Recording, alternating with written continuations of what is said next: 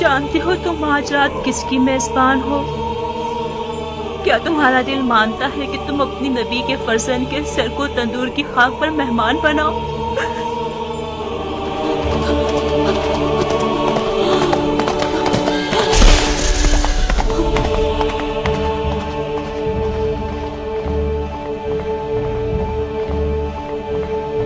سارم، کیا فرق ہے سر حسین اور ان کے جد رسول خدا کے سر میں کہ ان کے سر پر تندور کی خاک ڈالی گئی اور سر حسین کو تندور کی خاک پر پھینک دیا گیا؟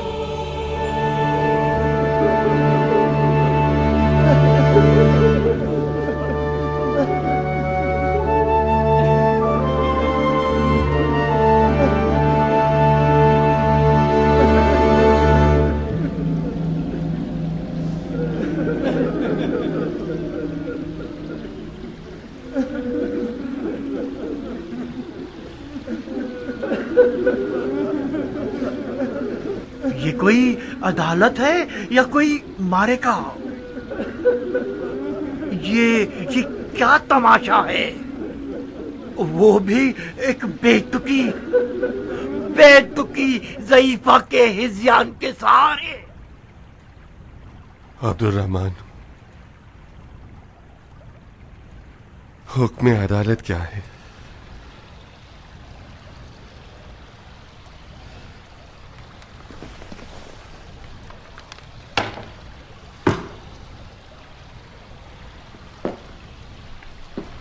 میرے مطابق خولی نے سر حسین ابن علی کی جو توہین کی ہے، ایسا گناہ کیا ہے کہ میں اس کے بدلے میں کوئی شرعی حد نہیں جانتا۔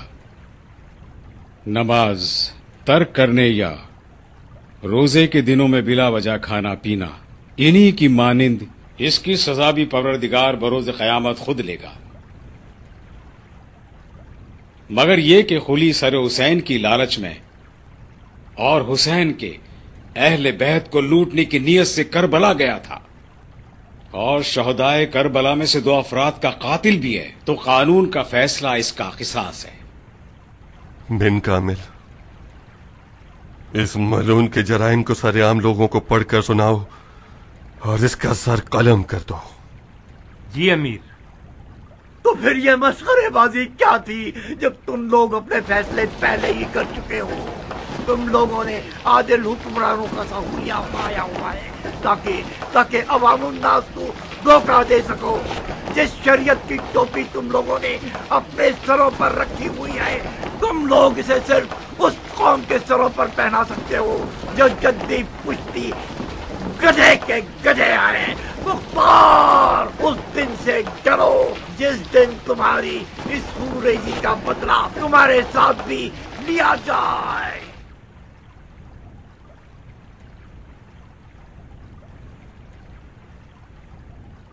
یہ جو خولی نے ہم پر اور ہماری حکومت پر تہمتیں لگائی ہیں، ممکن ہے یہ بعض افراد کے شک و تردید کا باعث بنے ہوں، مگر خدا گواہ ہے میں نے ہر شخص سے زیادہ اپنے تمام تر کاموں کے انجام پر غور کیا ہے۔ میں جانتا ہوں کہ کوئی بھی حکومت خون پر باقی نہیں رہ پاتی۔ خون کا بدلہ خون سے لینا ممکن ہے کہ عدل و انصاف کا تقاضا ہو، مگر یقیناً یہ رحمت سے دوری ہے اور خداوند عالم رحیم ہے۔ اگر خولی جیسے لوگوں پر ہم تہمتیں نہ لگائیں تب ہمیں اپنی راہ کی حقانیت پر شک کرنا چاہیے۔ جو انسانوں کے خون کو اپنے کھانے کمانے کا ذریعہ بناتا ہے، اسے اپنے نفع اور نقصان کا حساب ضرور لگانا چاہیے۔ کبھی یہ تجارت انسان کی اپنی جان کی قیمت پر منتہی ہوتی ہے۔ خولی جیسے لوگوں نے اپنے نقصان کا حساب نہیں لگایا تھا۔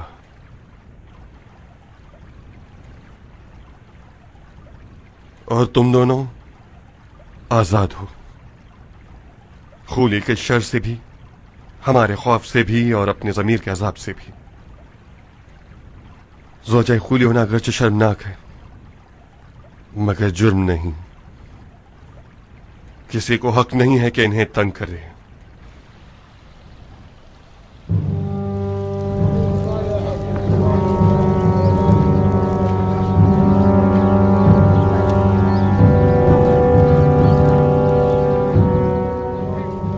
خولی ابن یزید ازبہی، فساد برپا کرنے والا، خدا کے خلاف جنگ کرنے والا، اولیاء کا جانی دشمن، عثمان ابن علی اور جعفر ابن علی کا قاتل، بدشت نینوا اور سرے فرزند رسول خدا کا حامل اور سرے فرزند زہرا کی توہین کرنے والا، ابھی شریعت مقدس کے حکم کے تحت اس کا سر تن سے جدا کیا جائے گا اور اس کا خبیث بدن آگ میں جلا دیا جائے گا.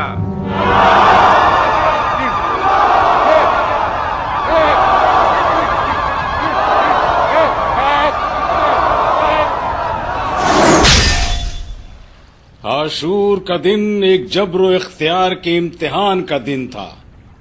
عاشور کے دن ہر انسان کو اختیار تھا کہ وہ شیطان ٹھہرے یا فرشتہ بن جائے، انسان رہے یا حیوان. عاشور انسانیت کی ہار جیت کا میدان تھا.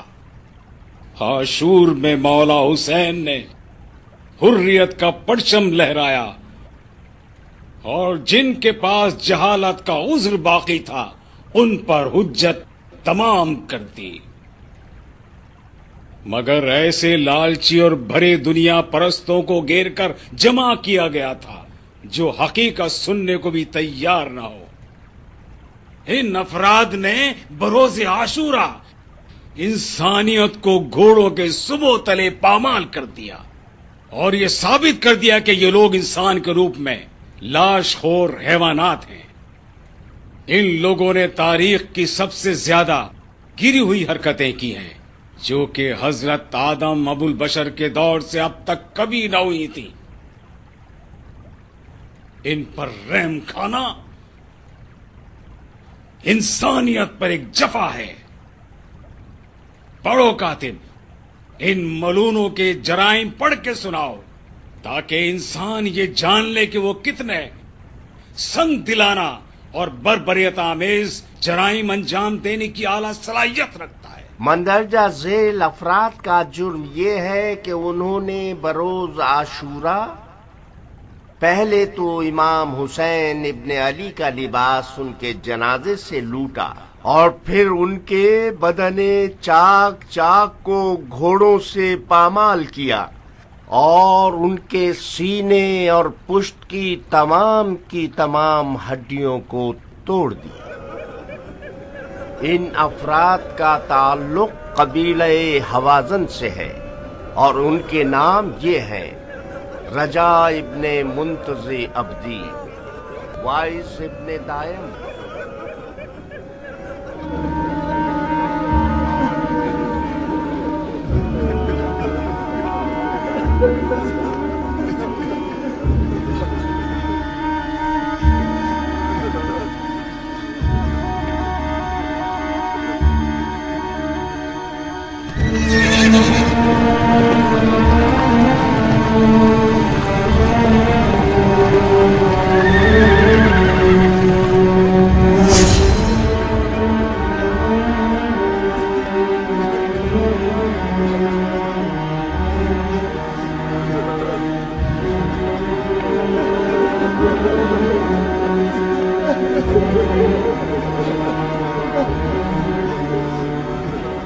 بن کامل، زمین کو ایسے سرکش ابلیسوں کے شر سے پاک کر دو.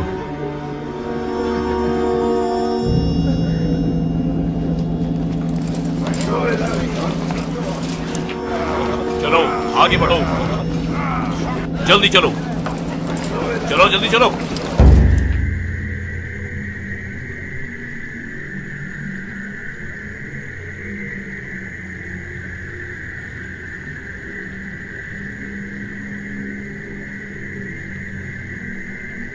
جب تک حرملہ زندہ ہے گویا مختار نے کچھ بھی نہیں کیا.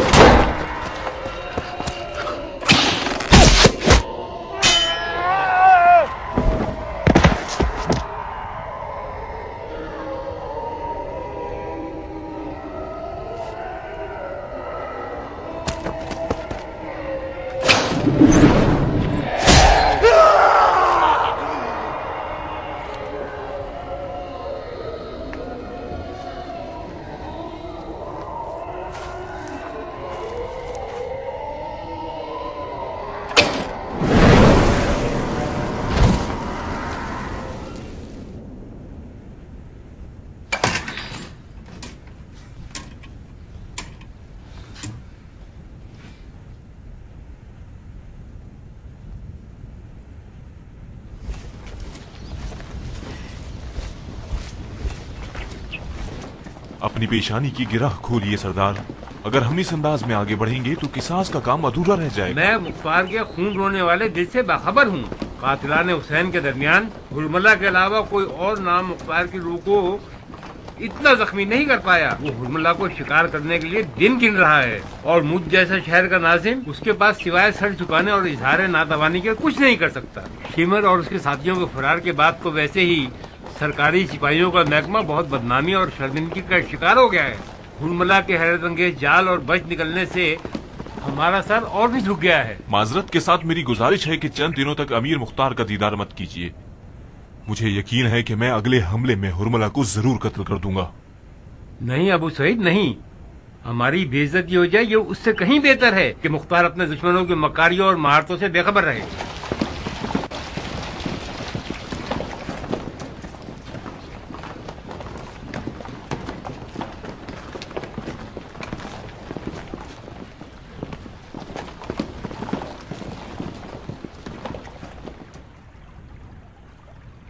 खुदा तुम्हें हिम्मत दे ऐ हजारों कबीलों और फिरकों वाले शहर के नाज़िम। सर क्यों झुकाया हुआ है?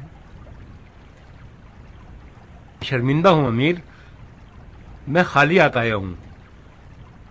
हुरमला ने मुझे बुरी तरह से शर्मिंदा करवा दिया है। दुश्मन शर्मिंदा हो सरदार। सर उठाओ। हिकमत शिकस्त को अगर तुम समझ लोगे तो अंदाजा होगा कि हार का कड़वा घूंट जीत के मीठे घूंट से ज्यादा फायदेमंद होता है। मैंने बड़े बड़े सख्त मैदानों को तजर्बा किया है अबू इसहाक। कभी गालिब रहा हूं और कभी मगलूब। न कभी मैंने गलबा पाने पर गुरूर किया है और ना ही मगलूब होने पर आजिज़ी का एहसास किया है। हुरमला से मुकाबला करने में तो मैं थक गया हूं। पता नहीं मेरी गलती कहां पर है। नियत साफ, तलवार काट देने वाली, दुश्मन बातिल पर जाल मख्फी और एहतियात बेहिसाब। पता नहीं क्यों हुरमला मेरे चुंगल से निकल जाता है। 3 बार उसका मुहासरा कर चुका हूं मगर कोई नतीजा नहीं।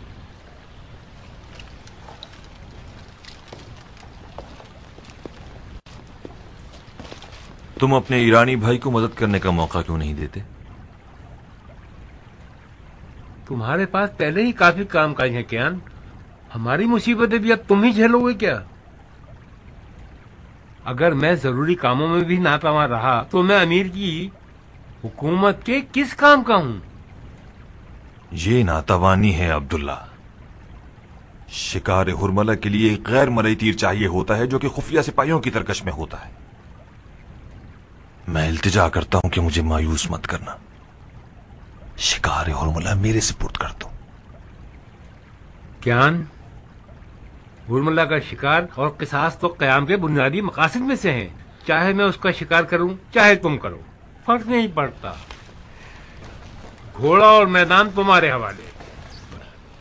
सिर्फ इतना ध्यान रखना, हुरमला ऐसा अजीब जानवर है कि हर जगह है भी और नहीं भी। कभी पीछे होता है और कभी सामने। दाएं जानी पर होता है मगर बाएं तरफ से तीर मारता है। मुझे उससे निमटना आता है। इजाजत है अमीर? इजाजत तो कूफे के नाज़िम शहर को देनी चाहिए थी जो कि दे चुके हैं। शुक्रगुजार हूं अमीर, शुक्रगुजार हूं जनाब नाज़िम। میرے لیے دعا کیجیے گا.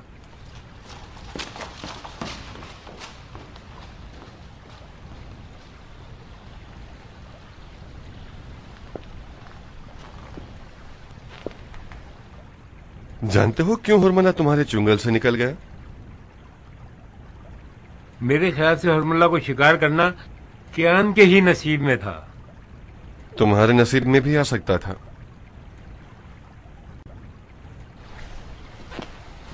کیونکہ تم بھرے ہاتھوں کے ساتھ امیر مختار کے پاس آنا چاہتے تھے، جبھی تمہیں نصیب نہ ہوا. سبحان اللہ، ایسا ہی ہے امیر. آپ سے کیا مخفی ہے؟ میری کیان سے میٹھی رقابت ہے. میں چاہتا تھا اپنے اجم بھائی سے پیچھے نہ رہ جاؤں. بس ہرملہ ایسا ابلیس ہے جس نے ہمارے ایمان کو نشانہ بنا لیا. خدا کیان کی خیر کرے. کیان نفس پر قابو رکھنے والا شخص ہے. مجھے یقین ہے کہ وہ حرملہ سے نبٹ لے گا.